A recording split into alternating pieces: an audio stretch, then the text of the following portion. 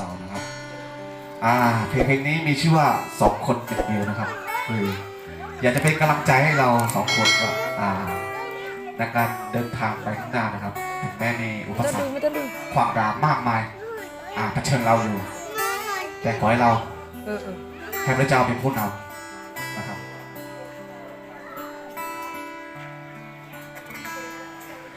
นานมาแล้วที่เราได้พบกันทุกวันเธอนั้นเอาใจใส่เป็นเพื่อนที่ช่วยคิดให้ความไว้ใจก็มีเธอเท่านั้นไม่ห่างวันนี้เมื่อเราได้รักกันรักที่เรามีนั้นช่างยิ่งใหญ่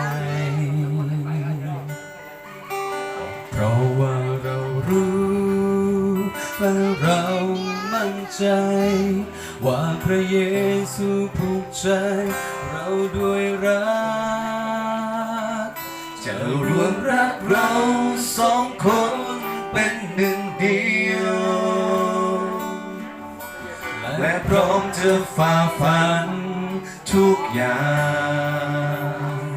จะให้สัญญาว่าเธอจะมีฉันไม่ห่างแม้ลำบากเท่าไรจะอยู่เคียงกับเธอ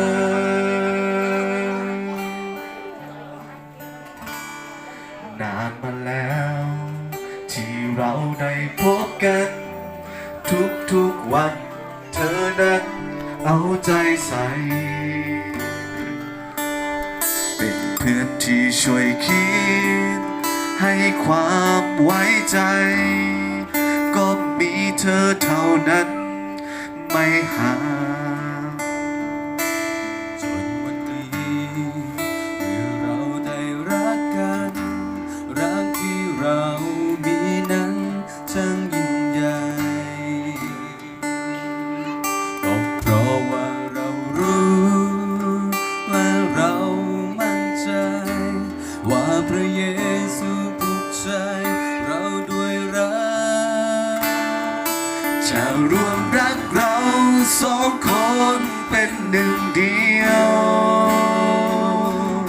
และพร้อมจะฝ่าฟันทุกอย่างจะให้สัญญาว่าเธอจะมีฉัน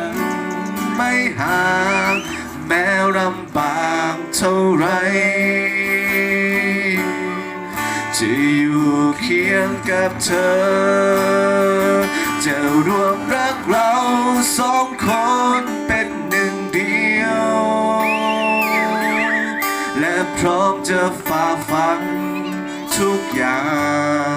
งให้สัญญาว่าเธอจะมีฉันไม่ห่างแม้ลำบากเท่าไรจะอยู่เคียงกับเธอ